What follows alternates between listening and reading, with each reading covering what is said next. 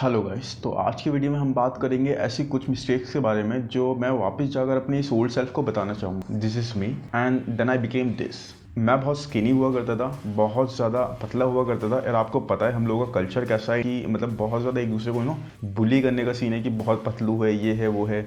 और दूसरी चीज़ ये कि जो भी मैं कपड़े पहनता था, चाहे वो कितने भी महंगे पहनूँ, कितने भी ब्रांडेड पहनूँ, अच्छे नहीं लगते थे। इवन न्यू क्लोथ्स अच्छे नहीं लगते थे। तो रीज़न क्या था? वो स्ट्रक्चर ही नहीं था कि वो कपड़े, वो चीज़ें मुझ पर कॉम्प्लीमेंट करें। But that doesn't matter now, क्योंकि ये डिस्टेंस जो मैंने कवर करा है इसके और इसके बीच में, ये मैं बहुत स्पीड में भी कर सकता था अगर मैं डाइट से रिलेटेड, वर्कआउट से रिलेटेड और न्यूट्रिशन से रिलेटेड वो चीज़ें सही तरीके से करता जो मैंने नहीं करी। और इस वीडियो को बनाने का मेरा रीज़न, मेरा उद्देश्य, मेरा मकसद यही है कि उन मिस्टेक्स को आप लोग ना करो एज अ बिगिनर जो मैंने करी। सो अब यहाँ अगर बिगिनर की बात करें तो बिगिनर गाइज वो बंदा है जिसने जिम करते हुए 6 से 9 महीने से ज़्यादा नहीं हुए, क्योंकि ये वो टाइम है जब आपके न्यूबी गेन्स अभी तक आप यूज़ कर सकते हो। और न्यूबी गेन्स बेसिकली आपके मसल्स की, आपकी बॉडी की वो enhance performance, enhance recovery, enhance growth जो आपको दोबारा नहीं मिलेगी। You can not by it, you can not recreate it. आपके मसल्स के लिए इस वक्त, आपकी बॉडी के लिए इस वक्त हर एक मूवमेंट, हर एक वर्कआउट नया होता है। आपकी बॉडी उस चीज़ को अडेप्ट करी भी नहीं होती, बिल्कुल न्यू चीज़ आप उसके लिए कर रहे होते हो। अभी तक आपके मसल्स नेचुरली ग्रो कर रहे होते। What I mean here is कि जो भी आपके मसल्स या सेल्स ग्रो कर रहे होते हैं अभी तक,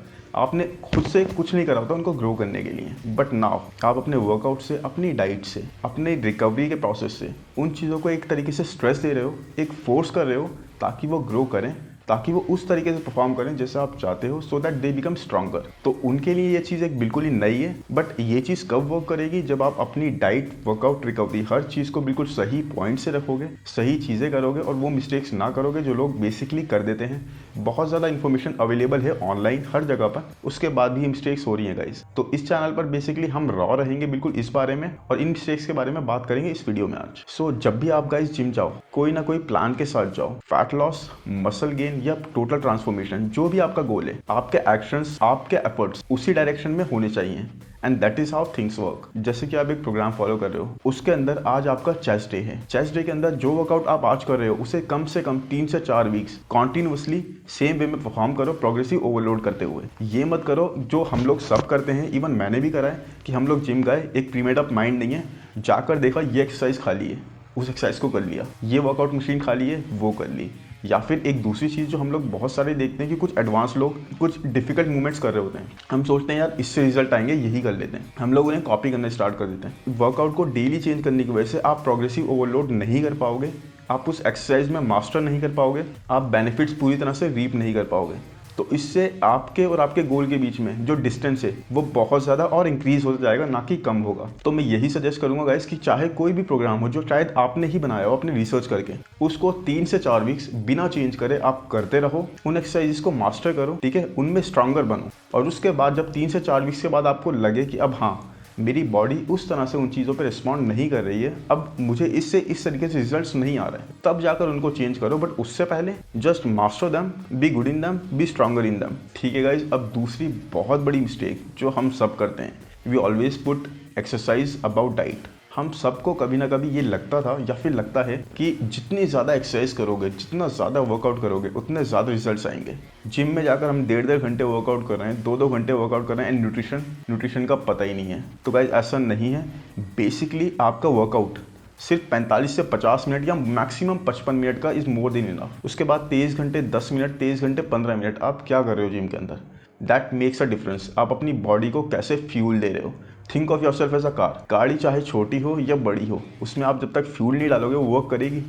अपनी बॉडी को भी वैसे समझो, जितना अच्छा फ्यूल डालोगे उतनी अच्छी परफॉर्मेंस आएगी। तो गाइस बेसिकली मैंने भी यही करता था, जिम जाता था, सोचता था कि यार रिजल्ट्स के लिए ना बहुत ज़्यादा वर्कआउट करना पड़ेगा। 1.5 घंटे 2-2 घंटे वर्कआउट करा और 2-2 टाइम करा, और वहां पर ना पूरी तरीके से अपने मसल्स ब्रेक डाउन कर दिए। अब वो मसल्स आपके रिकवर कैसे होंगे गाइज? आपके सेल्स, आपकी बॉडी उसको रिकवर करने के लिए बैठी है, बट उसको चीज़ें तो प्रोवाइड करो, उसको न्यूट्रिशन तो प्रोवाइड करो। आप न्यूट्रिशन प्रोवाइड नहीं करोगे, वो उसको वैसे ही रिकवर करवा देंगे, लेकिन वो उसे स्ट्रॉन्गर कैसे बनाएंगे बिना न्यूट्रिशन के, वो आपको उसको प्रोवाइड करना होगा, which people do not understand. ये एक बहुत कॉमन मिस्टेक है। डाइट आपकी वर्कआउट से 3 टाइम्स मोर इंपॉर्टेंट है। 75% आपकी डाइट है, 25% आपका वर्कआउट है, और ये हम सबको समझना होगा। फिर लोग बोलते हैं कि यार रिजल्ट्स नहीं आ रहे हैं, ऐसा करता हूँ कोई सप्लीमेंट ले लेता हूँ। यार सप्लीमेंट एक रीज़न के लिए होता है, ठीक है, वो आपकी न्यूट्रिशन के ऊपर होता है। अगर आपकी डाइट ऑन पॉइंट है, yes supplements are really good, but अगर आपकी डाइट ऑन पॉइंट है तो आप उसे यूज़ करो। आप ऐसा करते हो, आपका गोल है 2500 कैलोरीज डेली हिट करना, आप हिट करो 1500, और उसके ऊपर आप समझ लो कि मैं प्रोटीन और क्रिएटिन ले लेता हूँ, मेरा न्यूट्रिशन बहुत अच्छा हो जाएगा, मैं तो बहुत महंगा प्रोटीन ले रहा हूँ, मेरी बहुत अच्छी बॉडी बन जाएगी। अरे आपका डेली कैलोरिक इंटेक ही आप पूरा नहीं कर पा रहे, तो आपकी रिकवरी, आपकी बॉडी मसल गेन कैसे करेगी? आप फैट लॉस के फेस में हो सिचुएशन में, आपको ये चीज़ समझनी होगी। जब तक गाइस आप लोग नहीं समझते कि न्यूट्रिशन क्या है, आपकी कैलोरिक इंटेक क्या है, you are just wasting your time in the gym. एक बहुत बड़ी मिस्टेक जो हम सब लोग करते हैं, और हम सब लोगों को ही समझ नहीं आती स्टार्टिंग में, कि वार्म अप और फ्लेक्सिंग कितनी ज़्यादा इंपॉर्टेंट है। जिम में जाकर 1.5 घंटे 2 घंटे वर्कआउट कर लेंगे, बट 5 मिनट की फ्लेक्सिंग, स्ट्रेचिंग, वार्म अप हम लोग नहीं करते। गाइस वार्म अप के बहुत ज़्यादा बेनिफिट्स हैं। आप इंजरीज से बचते हो, आपके मसल्स और आपके जॉइंट्स उस मूवमेंट के लिए, उस एक्सट्रीम मूवमेंट के लिए जो आप करने वाले हो, पहले से ही प्रिपेयर हो जाते हैं। आपका ब्लड फ्लो इंक्रीज होता है, आपकी फ्लेक्सिबिलिटी, आपकी मोबिलिटी इंक्रीज होती है, और ये चीज़ हम सबको इसीलिए करनी चाहिए। गाइस हम लोग नहीं समझते। मैं ये नहीं कह रहा कि आप लोग जाकर 10-10 मिनट करो, 2 मिनट इवन फ्लेक्सिंग कर लो, बेस्ट है आपके लिए। अभी गाइस क्या करते हैं, हम लोग जिम जाते हैं, अगर कोच ने बोल दिया कि भाई फ्लेक्स करके आओ, 2 बार हाथ गोल घुमाए, 2 बार हाथ ऊपर नीचे घुमाए और हो गई flexing. That is not good, that is not enough. अभी तो आप करते आ रहे हो, आपको कोई इंजरी नहीं हो रही, ठीक है, बट एक बात आपको समझनी होगी गाइस कि आपको हमेशा इंजरीज से बचने के लिए हमेशा गुड लक चाहिए, लेकिन आपको इंजर्ड होने के लिए सिर्फ एक बार बैड लक चाहिए। और जैसे आपको फ्लेक्सिंग की आदत नहीं है, आप डेली नहीं कर रहे हो, एक दिन आप गए, आपने हैवी मूवमेंट्स करनी स्टार्ट करी, that is not your day. उस दिन चीज़ें will catch up to you and that is going to be bad for all of your gains. और ये वाला पॉइंट तो मैंने भी बहुत करा है। जिम में हर किसी का कोई ना कोई फेवरेट मसल ग्रुप होता है। फॉर एग्जाम्पल किसी को आर्म ट्रेनिंग करनी बहुत ज़्यादा पसंद होती है, किसी को चेस्ट ट्रेनिंग करनी है, किसी को बैक ट्रेनिंग करनी है। हम जब भी न्यू होते हैं गाइज, हम सबको चाहिए होता है कि हमारे आर्म्स बहुत ज़्यादा स्ट्रांग हो या फिर हमारा चेस्ट बहुत ज़्यादा स्ट्रांग हो।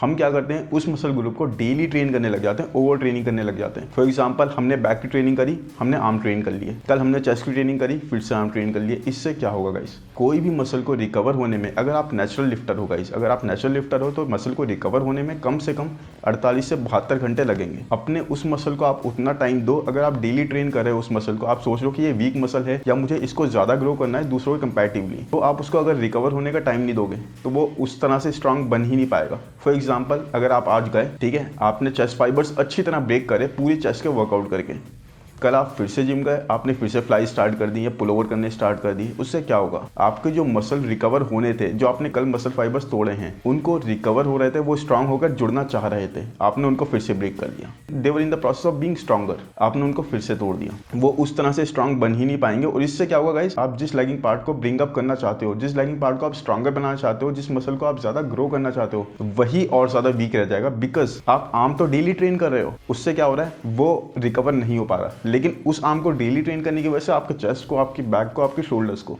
ज्यादा रिकवरी का टाइम मिल रहा है and they are being able to grow stronger and they are growing. तो गाइज ये मिस्टेक ना करें, ओवर ट्रेनिंग बिल्कुल ही ना करें। कम से कम 48 से 72 घंटे का गैप रखें किसी भी एक बॉडी पार्ट को दोबारा ट्रेन करने में।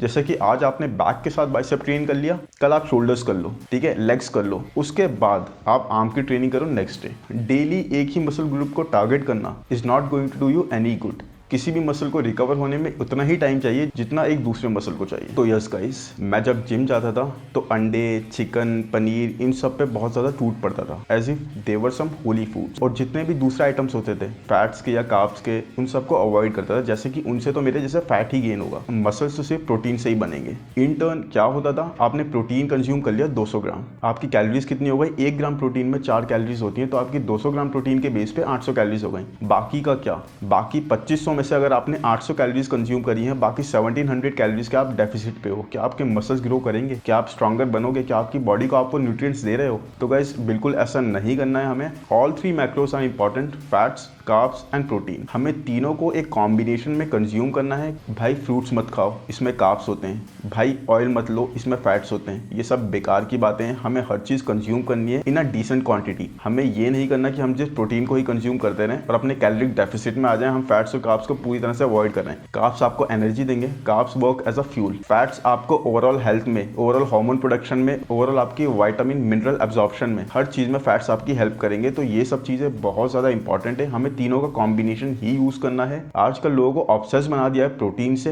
एडवर्टाइजर्स इस चीज को कैपिटलाइज कर रहे हैं, हर चीज में, कॉफी में, आटे में, चॉकलेट्स में, हर चीज में प्रोटीन देने लगे हैं। Protein yes is a major macro, सबसे इंपॉर्टेंट मैक्रो प्रोटीन ही है मसल बिल्ड करने में, but it does not mean कि हमें दूसरे मैक्रोस की इंपॉर्टेंस नहीं है या हमें रिक्वायरमेंट नहीं है। ऐसा नहीं है गाइस। प्रोटीन आपको सिर्फ 0.8 to 1 ग्राम चाहिए पर पाउंड ऑफ बॉडी वेट, और इसीलिए आपको वैसे ही कंज्यूम करना है। हमें अपनी डाइट का पार्ट तीनों मैक्रोस को रखना है, प्रोटीन, फैट्स एंड कार्ब्स को, और इसी तरह से हमें इन तीनों को कंज्यूम करना है, ना कि हमारी डाइट सिर्फ प्रोटीन सेंट्रिक हो। They are all as important to you as the other one. Guys 1 second लगता है इंजर्ड होने में। मैं जिम में जब देखता हूँ कि बिगिनर लोग, छोटे छोटे लड़के 40-40 किलो के वेट्स उठाकर चेस्ट प्रेस कर रहे हैं, क्या होगा गाइस उससे बेनिफिट? आप इंजर्ड होने के चांसेस अपने बढ़ा रहे हो। और उनके पीछे पता है स्पॉटर खड़ा होता है, वो भी वैसे ही होता है, बिल्कुल पतला सा सुकड़ा सा, उसको भी बाद में वही डंबल उठाने 40 किलो के। क्यों भाई? इसका बेनिफिट क्या है? आप क्या करना चाहते हो? आप खुद को इंजर्ड करना चाहते हो क्या? उसके बाद वो डेडलिफ्ट करेंगे 150-150 kg से, 150 kg की डेडलिफ्ट गाइस, एक सबसे डेंजरस एक्सरसाइज जिसमें बहुत ज़्यादा इंजरीज के चांसेस होते हैं। अगर आप स्ट्रिक्ट फॉर्म से कंट्रोल करके वेट्स को 10-10 पाउंड के या 5-5 पाउंड के वेट्स भी उठाओगे ना, प्रोग्रेसिव ओवरलोड करते हुए, तो वो भी रिजल्ट देंगे। एज अ बिगिनर आपको जस्ट वेट उठाना है and that is going to be enough. आपको ये चीज़ समझनी होगी, आपको वेट्स के पीछे नहीं जाना। और आप ये कर क्यों रहे हो?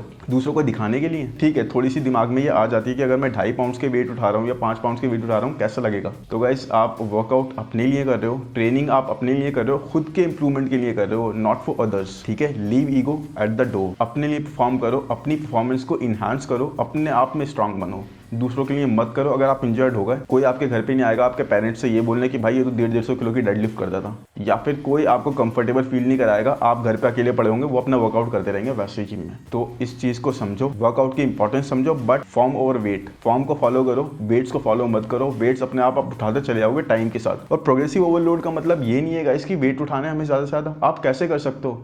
कई सारे तरीके होते हैं। आप रेपिटेशंस बढ़ा दो, आप सेट्स बढ़ा दो, आप टाइम अंडर टेंशन बढ़ा दो। हमें वेट्स के पीछे नहीं जाना, स्पेशली जब व्हेन वी आर बिगिनर्स। इस चीज़ को हमें समझना होगा। हमें इंजरीज के चांसेस अपने कम करने होंगे, रिजल्ट्स अपने आप आ जाएंगे अगर हम अच्छे से वर्कआउट कर रहे हैं तो। एंड दूसरों के लिए हमें कुछ नहीं करना। एंड आई होप गाइस ये वीडियो तो आपको पसंद आया होगा। इस वीडियो को स्पेशली मैं आपसे फीडबैक जरूर चाहूँगा, because this is something which I have tried new. इसमें मैं चाहता हूँ कि आप मुझे बताओ ये वीडियो आपको कैसा लगा, और मुझे न्यू टॉपिक्स भी दो जिनको मैं आगे कवर करूँ। Thank you guys, bye bye.